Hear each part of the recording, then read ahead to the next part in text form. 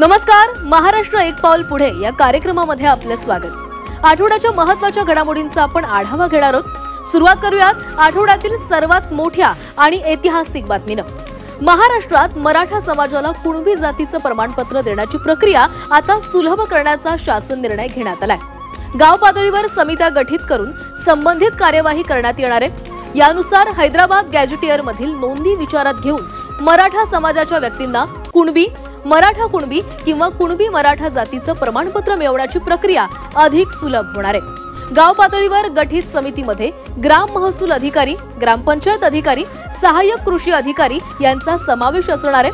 सक्षम प्राधिकारी नियम व अटी तसंच शासकीय प्रक्रिया पार पाडून त्या आधारे अर्जदारास कुणबी जातीचा दाखला देण्याचा निर्णय घेतला गेलाय। एकीकडे टॅरिफ वॉर सुरू असताना देखील महाराष्ट्रामध्ये गुंतवणूक वाढताना दिसते। हा गुंतवणूकदारांचा विश्वास आहे अशा गौरवोद्गारांनी मुख्यमंत्र्यांनी गुंतवणूकदारांचे आभार मानलेत। मुख्यमंत्री देवेंद्र फडणवीस, उद्योग मंत्री डॉक्टर उदय सामंत यांच्या उपस्थितीमध्ये तब्बल 17 सामंजस्य करारांवर स्वाक्षऱ्या करण्यात आलेल्या आहेत। या करारांची एकूण किंमत सुमारे 33,768.89 कोटी रुपये असून त्यातून राज्यामध्ये सुमारे 33,483 रोजगार निर्मिती होणार आहे। आपण बघू शकतो की एकीकडे टॅरिफ वॉर सुरू असताना देखील महाराष्ट्राला इतक्या मोठ्या प्रमाणात गुंतवणूक मिळणं हा गुंतवणूकदारांचा महाराष्ट्रावर असलेला विश्वास आहे। उद्योग विभागानं नुकतंच मिलाप हे ॲप लॉन्च केलेलं आहे। मिलाप म्हणजेच Maharashtra industrial land application and allotment portal. भूखंडाचं वाटप सुलभ करण्यासाठी, आर्थिक वाढीला चालना देण्यासाठी आणि गुंतवणूक आकर्षित करण्यासाठी हे ॲप विकसित केलं गेलंय। MIDCच्या पोर्टलचं लोकार्पण मुख्यमंत्री आणि दोन्ही उपमुख्यमंत्री आणि उद्योग मंत्र्यांच्या उपस्थितीमध्ये पार पडलं। कुठच्याही तरुण उद्योजकाला किंवा कुठच्याही मोठ्या उद्योजकाला घरात बसून आपली इन्व्हेस्टमेंट किती आहे जर सरकारला सांगायची असेल आणि किती लँड पाहिजे आणि ती लँड कशी मिळवायची असेल त्यासाठी हे मिलाप ॲप महाराष्ट्रात पहिल्यांदा आपण हे लॉन्च केले। देशातलं देखील पहिलं हे ॲप आहे। एकनाथ शिंदे नेतृत्व करत असणाऱ्या नगर विकास विभागाकडून महत्त्वाची अशी अपडेट बातमी आहे, ज्यामुळे मुंबईसह ठाणे, पुणे, नागपूर, नवी मुंबई या महापालिकांमधील मेट्रो प्रकल्पांबाबत महत्त्वपूर्ण निर्णय घेण्यात आलेला आहे। या मेट्रो प्रकल्पांच्या कर्जास मान्यता देण्यात आली आहे। तसंच मुंबई आणि पुण्यातील लोकल प्रवाशांनाही दिलासा देणारा महत्त्वपूर्ण निर्णय घेण्यात आलाय।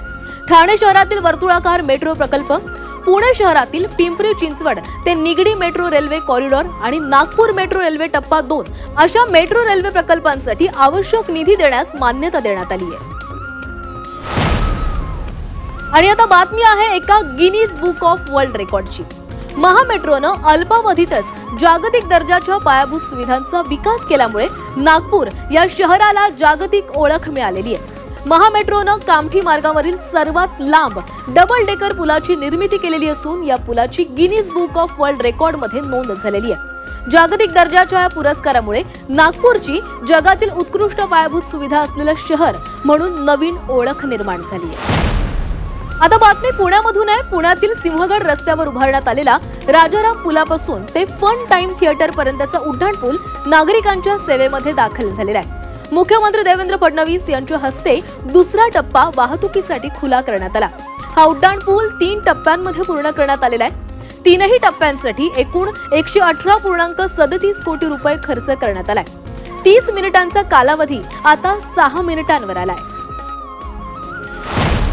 रेल्वे मार्गापासून कोसो दूर असलेलं बीड शहर लवकरच रेल्वेच्या नकाशावर येणार आहे। मराठवाडा मुक्ती संग्राम दिनी बीड ते अहिल्यानगर रेल्वेगाडी सुरू करण्यात येणार असून यामुळे अनेक वर्षांपासूनचं बीड वासियांचं रेल्वे सेवेचं स्वप्न आता पूर्ण होणार आहे। येत्या 17 सप्टेंबर रोजी बीड ते अहिल्यानगर रेल्वेगाडीला हिरवा झेंडा दाखवून शुभारंभ करण्याचा निर्णय उपमुख्यमंत्री अजित पवार यांच्या अध्यक्षतेखाली सह्याद्री अतिथीगृह येथे झालेल्या बैठकीमध्ये घेण्यात आलाय।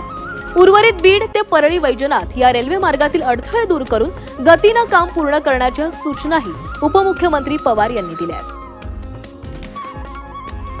आणि या सगळ्या महत्त्वाच्या बातम्यांसह महाराष्ट्र एक पाऊल पुढे या कार्यक्रमामध्ये वेळ झाली इथेच थांबण्याची। पाहत रहा झी 24 तास।